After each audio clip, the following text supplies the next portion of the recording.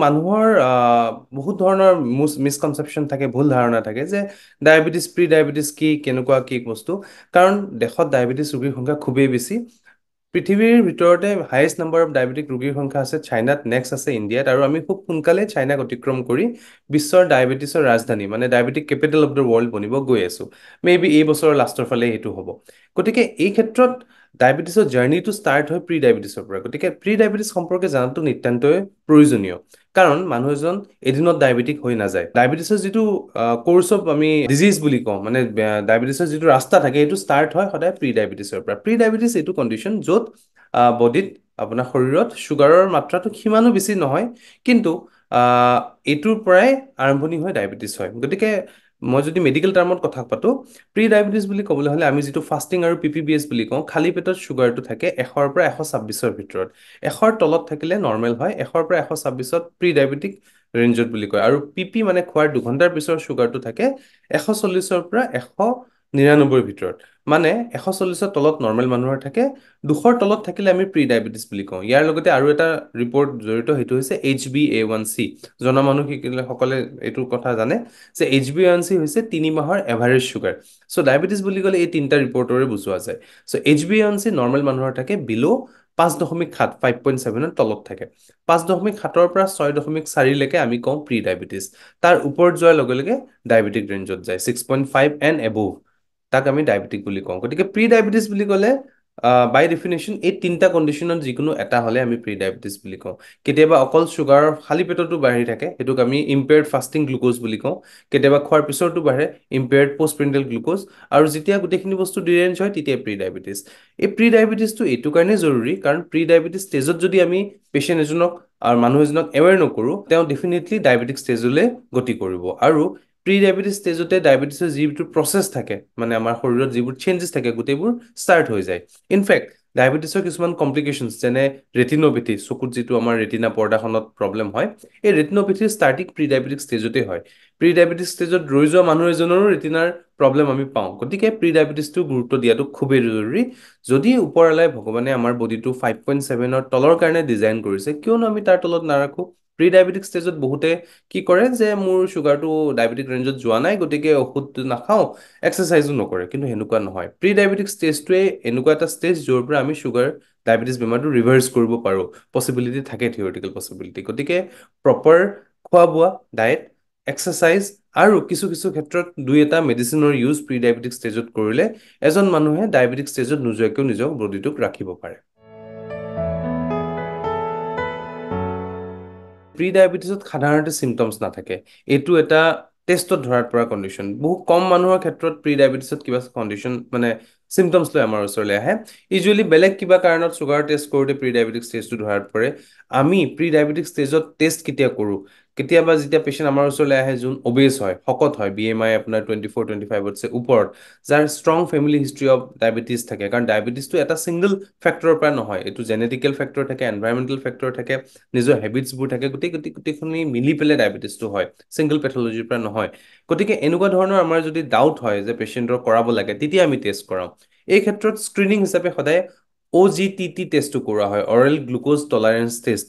Pregnancy ক্ষেত্ৰত এইটো কৰে, মাইকী মানুহসকলে জানে এইটো কথা যে গ্লুক'জ খোৱা টেষ্ট এটা কৰে। কিন্তু ডায়েবেটিছৰ স্ক্ৰিনিং হিচাপে আমি OGTT কৰোঁ, য'ত আমাৰ খালী পেটত এবাৰ চুগাৰটো চেক কৰা হয়, তাৰ পৰা 75 গ্ৰাম এনহাইড্ৰাছ গ্লুক'জ 250 ml পানীৰ লগত মিক্স কৰি পেচেণ্টক খাব দিয়া হয়। তাৰ 2 ঘণ্টাৰ পিছত আকৌ টেষ্ট কৰা হয়। আমি এটা গ্লুক'জ লোড দিওঁ পেচেণ্টক।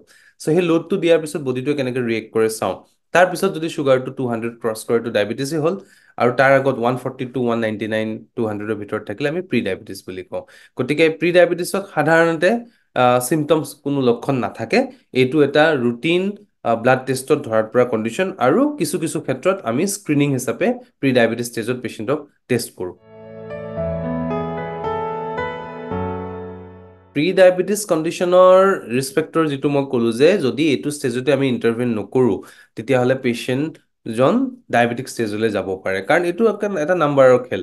5.7ৰ পৰা 6.4লৈ প্ৰি ডায়েবেটিছ, 6.4 ক্ৰছ কৰাৰ লগে লগে মানুহজন ডায়েবেটিক হয়। এতিয়া তাৰ আমাৰ মেডিকেল ইমপ্লিকেশ্যনছ বহুত আছে, কাৰণ এবাৰ 6.5 ক্ৰছ কৰাৰ পিছত এজন পেচেণ্টে ডায়েবেটিক ষ্টেজৰ পৰা নৰ্মেল ষ্টেজলৈ ঘূৰি অহা অলমষ্ট ইম্পচিবল বুলি ক'ব পাৰি। কাৰণ যিটো পেথফিজিঅলজিকেল প্ৰচেছ থাকে, শৰীৰত যিবোৰ চেঞ্জেছ হয় সেইবোৰ ইৰিভাৰ্চিবল হৈ যায়। কিন্তু প্ৰি ডায়েবেটিক ষ্টেজত সেইবোৰ আমি ৰিভাৰ্চ কৰিব পাৰোঁ। সেইটোৱে চবতকৈ ইম্পৰ্টেণ্ট কথা। গতিকে প্ৰি ডায়েবেটিক ষ্টেজতে আমি ইণ্টাৰভেন কৰিব লাগে। মই যিটো ক'লো যে সাধাৰণতে চিমটমছ নাথাকে, কিন্তু পেচেণ্টে এৱেৰনেছ যদি থাকে কিছুমান ক্ষেত্ৰত নিজকে টেষ্ট কৰাব পাৰে। যেনে যদি শকত হৈ গৈ আছে, পানী পিয়াটো অলপ বাঢ়িছে, ফেমিলিত ষ্ট্ৰং হিষ্ট্ৰী আছে, মা দেউতাৰ ডায়েবেটিক, চিবলিংছ ডায়েবেটিক, মামাৰ ফালৰ খুৰাৰ ফালৰ কাজিনছবোৰ ডায়েবেটিছ হৈছে, তেতিয়া সদায় টেষ্ট কৰিব লাগে। আৰু এটা কমন চাইন্স হৈছে একান্থোচিছ, ডিঙিৰ পিছফালে আৰু ফ'লছবিলাকত, হাতৰ তলত কৰঙৰ চেপত কলা কলা দাগ বহে, যিটো আমি শকত মানুহৰ ক্ষেত্ৰত পাওঁ। That is also' a sign of insulin resistance, যিটো আমাৰ ইনচুলিনৰ ৰেজিষ্টেঞ্চ এটা বডিত ক্ৰিয়েট হয় ডায়েবেটিছত, সেইটো প্ৰি ডায়েবেটিক ষ্টেজতে আৰম্ভ হয়। গতিকে এই ইনচুলিন ৰেজিষ্টেঞ্চ হ'লে এই ফ'লবিলাকত অলপ ব্লেকেনিং হয়, থিকেনিং হয় স্কিনটো, আৰু স্কিন টেগছ কিছুমান বনে। নিশ্চয় আপোনালোকে চাগে নিজৰ শকত ফ্ৰেণ্ডছ বা ৰিলেটিভক দেখিছে যে ডিঙিৰ পিছফালে কলা পৰিছে, সৰু সৰু স্কিন টেগছ হৈছে। চ' এইবোৰ যদি হয় লগে লগে আমি টেষ্টিঙৰ কাৰণে যাব লাগে। ইয়াৰ কাৰণে 3টা টেষ্ট মই ক'লোঁ: খালী পেটত চুগাৰটো, ফাষ্টিং ব্লাড চুগাৰ, খোৱাৰ 2 ঘণ্টাৰ পিছতো পষ্ট প্ৰেণ্ডিয়েল ব্লাড চুগাৰ, আৰু চবতকৈ ইম্পৰ্টেণ্ট HbA1c, মানে 100 দিনৰ এভাৰেজ চুগাৰ। প্ৰি ডায়েবেটিছ পাৰ se ট্ৰিটমেণ্ট আমি দিব নালাগে, লাইফষ্টাইল মডিফিকেশ্যন কৰিব লাগে। যেনে আমি ডায়েটটো আমি প্ৰপাৰলি এটা ডায়েট দিব লাগে। আমি কিমান কেলৰি পেচেণ্টজনে খাব লাগে আমি সেইটো ডিচাইড কৰোঁ তেখেতৰ BMI ৰ ওপৰত। আৰু এটা হেল্ডি এক্সাৰচাইজ ৰিজিম। এক্সাৰচাইজ মানে ঘৰত কৰা কামখিনিক আমি এক্সাৰচাইজ ডেফিনেটলি নকওঁ। ডায়েবেটিছত এক্সাৰচাইজ হৈছে য'ত আপোনাৰ কেলৰি বাৰ্ণ হ'ব, আৰু কেলৰি বাৰ্ণ হ'বলৈ আপুনি ঘামিব লাগিব, একদম কমন লেংগুৱেজত মই কৈছোঁ, আৰু হাৰ্ট ৰেটটো বাঢ়িব লাগিব। গতিকে এই ক্ষেত্ৰত খোজকাঢ়া, জিমত যোৱা, ঘৰতে ট্ৰেডমিল কৰা, এনি টাইপ অফ এক্সাৰচাইজ কামত আহে। এতিয়া ক'বলৈ গ'লে আমি সপ্তাহত 3 দিন ষ্ট্ৰেংথ এক্সাৰচাইজ জিমত কৰিব লাগে, 2 দিন য়োগা কৰিব লাগে, কিন্তু সিমান ডিটেইলছত ক'বলৈ গ'লে মানুহৰ কেতিয়াও ফ'ল' কৰা নহয়। যিয়ে আপুনি এক্সাৰচাইজ কৰিব পাৰে কৰক, আপোনাৰ কেলৰি বাৰ্ণ হ'ব লাগে। আৰু এই এক্সাৰচাইজ আৰু ডায়েটতে বহুত মানুহৰ প্ৰি ডায়েবেটিক ষ্টেজৰ পৰা নৰ্মেল ষ্টেজলৈ ঘূৰি আহে। এতিয়া যদি মেডিচিনৰ ক্ষেত্ৰত কওঁ, কিছু কিছু পেচেণ্টক আমি মেডিচিন ডেফিনেটলি দিওঁ। বিশেষকৈ ক'ভিডৰ পিছত আমি অলপ ডায়েবেটিছৰ ট্ৰিটমেণ্টত আৰু অকণমান প্ৰ'এক্টিভ হৈছোঁ, কাৰণ ক'ভিডৰ সময়ত ডায়েবেটিক পেচেণ্টসকলে মেক্সিমাম চাফাৰ কৰিছিলে, আৰু প্ৰি ডায়েবেটিক পেচেণ্টসকলে আৰু বেছি চাফাৰ কৰিছিলে, কাৰণ তেওঁলোকে নিজকে ডায়েবেটিক বুলি কেতিয়াও নাভাবে, খোৱা-বোৱাত কোনো গুৰুত্ব নাছিলে। সেই পেচেণ্টখিনিক যেতিয়া ক'ভিডৰ ট্ৰিটমেণ্টত ষ্টেৰইড দিয়া গৈছিলে, তেওঁলোক ঘৰত কনফাইন হৈ গৈছিলে, তাৰে মেজৰিটি ডায়েবেটিক ষ্টেজলৈ গুচি গৈছিলে আৰু কমপ্লিকেশ্যনছো হৈছিলে। আমাৰ দেশত চবতকৈ ডাঙৰ প্ৰব্লেম হৈছে হাই কাৰ্বহাইড্ৰেট ডায়েট। এটা এভাৰেজ যদি ইণ্ডিয়ান মিল চোৱা যায়, আমাৰ আহ, বহুতবোৰ ষ্টাডি আছে, ইণ্ডিয়া ডায়েট ষ্টাডি আছে, এটা আপোনাৰ কাৰ্বহাইড্ৰেট ষ্টাডি বুলি আছে। চ' তাত দেখা গৈছে যে 70-80% আমাৰ daily calorie requirement comes from carbohydrate, মানে শৰ্কৰা জাতীয় খাদ্যৰ পৰা আমাৰ 80% দিনটোৰ এনাৰ্জি আমি পাওঁ, যিটো খুবেই বেছি। এই পাৰ্চেণ্টেজটো আমি 50 তললৈ আনিব লাগে যদি পাৰোঁ। কিন্তু এতিয়া ৰুৰেল ইণ্ডিয়াত, বিশেষকৈ অসমৰ ফালে য'ত 3 সাঁজ ভাত খায়, এইটো পচিবল নহয়। গতিকে আমি যিখিনি পাৰোঁ কমাব চেষ্টা কৰোঁ। ভাতটো প্ৰথম এনিমি বুলি ধৰিব লাগিব, কাৰণ ভাতৰ গ্লাইচেমিক ইণ্ডেক্সটো বহুত হাই। গ্লাইচেমিক ইণ্ডেক্স শব্দটোৰ মিনিং হৈছে কোনোবা এটা খানাই আপোনাৰ চুগাৰৰ কোৱান্টিটিটো কিমান বঢ়াব পাৰে। চ' 100 গ্ৰাম চাউলে চুগাৰটো যিমান বঢ়াব পাৰে, 100 গ্ৰাম আটাই সিমান বঢ়াব নোৱাৰে, 100 গ্ৰাম অ'টছে সিমান বঢ়াব নোৱাৰে। সেইটো বেছিক ডিফাৰেঞ্চ। গতিকে বহুতে ক'ব পাৰে যে ৰুটি খালেও 2-3খন খালেতো পেটটো ভৰিব, তাতছে মই ভাত কমাই খাম। কিন্তু ভাতৰ পৰা যিটো কাৰ্বহাইড্ৰেট আপুনি পাব, চিম্পল কাৰ্বহাইড্ৰেট, সি আপোনাৰ চুগাৰটো যেনেকৈ বঢ়াব, ৰুটিৰ পৰা যিটো কাৰ্বহাইড্ৰেট হ'ব সি সেনেকৈ বঢ়াব নোৱাৰে। কমপ্লেক্স কাৰ্বহাইড্ৰেট বুলি আমি কওঁ যে শ্ল' ডাইজেশ্যন হয়, সেনেকুৱা বস্তু আমি বেছি প্ৰিফাৰ কৰোঁ। গতিকে এটা একদম চিম্পল ডায়েট মই কওঁ, ৰাতিপুৱা আপুনি শুই উঠিলে চাহ বিস্কুট কিবা এটা খালে, খাই অলপ খোজকাঢ়িব গ'ল। এতিয়া চাহত চেনি নিদিব, চুগাৰ ফ্ৰী ইউজ কৰিব পাৰে, যিটো ষ্টেভিয়াৰ পৰা বনাই নেচাৰেলটো, সেইটো বেছি প্ৰিফাৰ কৰা যায়। আৰু আপোনাৰ গুড় কেতিয়াও ইউজ নকৰিব, কাৰণ চেনি আৰু গুড় একেই হয়, কুঁহিয়াৰ পৰা মানে দুইটাৰ গ্লাইচেমিক ইণ্ডেক্স হাই। বিস্কুটৰ ক্ষেত্ৰত যিমান পাৰে ময়দাৰ বিস্কুট এভইড কৰিব লাগে। আহ, বহুত মাৰ্কেটত আজিকালি ডায়েবেটিছৰ কাৰণে বিস্কিটছ আহিছে, অ'টছৰ, ৰাগীৰ, যিবোৰত ময়দা ইউজ নকৰে, পাম অইল ইউজ নকৰে। গতিকে তেনেকুৱা ধৰণৰ বিস্কুট ইউজ কৰিব পাৰে। তাৰপিছত ৱাক কৰিলে, জিম কৰিলে, যি কৰে, যদি ৰাতিপুৱা আপুনি পাৰে, নোৱাৰিলে গধূলি কৰিলে, কিন্তু মৰ্ণিং টি এটা ল'ব। দেন আপুনি ব্ৰেকফাষ্ট 8টা পৰা 9টাৰ ভিতৰত লওক, ৰুটি দালিয়া নহ'লে অ'টছ খাব পাৰে কণী এগ হোৱাইট সদায় দুটা বা তিনিটা সদায় খাব লাগে ডিপেণ্ডিং আপন পেচেণ্টছ এজ ডেফিনেটলি কাৰণ সকলো এজত সমান প্ৰটিন নালাগে কিন্তু ইন এন এভাৰেজ আমি দুটা এগ হোৱাইট খাবলৈ দিওঁ লগত চব্জি তব্জি খালে চালাড খালে এইটো মৰ্ণিং ব্ৰেকফাষ্ট হ'ল দেন এৰাউণ্ড 11 চাৰে 11মান বজাত সদায় কিবা এটা লাইট স্নেক্স খাব লাগে মই মোৰ পেচেণ্টক প্ৰিফাৰেবলি সেইখিনি সময়ত ফ্ৰুটছ খাবলৈ দিওঁ কনভিনিয়েঞ্চৰ কাৰণে আপুনি বেলেগ বস্তুও খাব পাৰে লাইট ফুড এটা চ' ফ্ৰুটছৰ ক্ষেত্ৰত কল আম আৰু কঁঠালৰ গ্লাইচেমিক ইণ্ডেক্সটো বহুত হাই চ' এই তিনিটা ফল যিমান পাৰে এভইড কৰিব লাগে বাকী ফল 100-150 গ্ৰাম খাব পাৰে দুপৰীয়া ভাতটো কম কম মানে আপুনি 1 কাটৰি ৰাইচ খাব পাৰে 1 কাটৰি ষ্টেণ্ডাৰ্ড আমাৰ মেডিকেল টাৰ্মত 200 ml পানী ধৰা কটৰিটোক 1 কাটৰি বুলি কোৱা হয় চ' 1 কাটৰি ৰাইচ দালি চব্জি বেছি চালাড খাওক আপুনি মাছ খাব পাৰে সৰু মাছ মজলীয়া চাইজৰ মাছ বেছি ডাঙৰ মাছত অলপ ফেটৰ কণ্টেণ্টটো বেছি গতিকে আমি অলপ এভইড কৰিবলৈ কওঁ দেন মাংস খালে অলপ কমাই খাব লাগে প্ৰিফাৰেবলি আমি লোকেল চিকেনটো বেছি প্ৰিফাৰ কৰোঁ ব্ৰইলাৰ খালে আপুনি যিমান পাৰে ফেটটো গুচাই ল'ব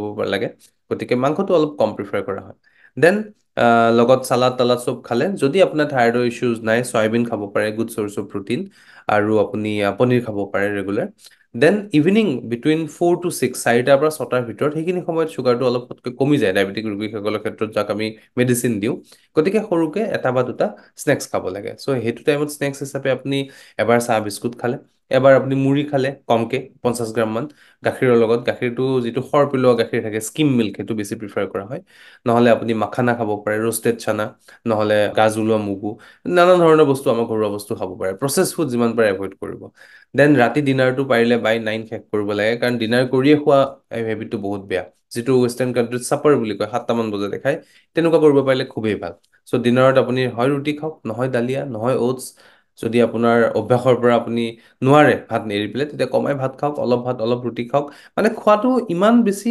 ৰেষ্ট্ৰিক্টেডো কৰিব নালাগে ডায়েটটো সদায় ছাবজেক্টিভ হ'ব লাগে পেচেণ্ট ৱাইজ হ'ব লাগে এতিয়া মই গাঁৱৰ ভিতৰৰ পেচেণ্ট এজনক যদি অ'টছ দালিয়াৰ কথা কওঁ তেওঁ ডেফিনেটলি ফ'ল' কৰিব নোৱাৰিব তেওঁক মই ভাতৰ এৰাউণ্ডতে মিলাব লাগিব এতিয়া গুৱাহাটীত থকা পেচেণ্ট এগৰাকীয়ে অলপ স্কিম মিল্ক হওক অ'টছ হওক এইবোৰ কথা কনচেপ্টটো বুজি পাব গতিকে it should be subjective patient wise আমাৰ ডায়েটটো অলপ বেলেগ হয় বাট ইন জেনেৰেল এইটো ডায়েট তিনিটা মেজৰ মিল থাকিলে breakfast lunch dinner mid morning এটা স্নেক্স থাকিলে ইভিনিঙত এটা বা দুটা স্নেক্স থাকিলে আৰু কিছু কিছু ক্ষেত্ৰত আমি বেড টাইমত স্নেক্স এটা দিওঁ হয় আপুনি এটুকুৰা আপেল খাওক এগিলাচ গাখীৰৰ লগত নহ'লে প্ৰটিন পাউডাৰ গাখীৰৰ লগত মিক্স কৰি খাওক নহ'লে বিস্কিট দুটাই খাওক কিছু কিছু পেচেণ্টক আমি ৰাতি ডিনাৰৰ পিছতো এটা সৰু মিল দিওঁ চ' এইটো এটা চিম্পল ডায়েট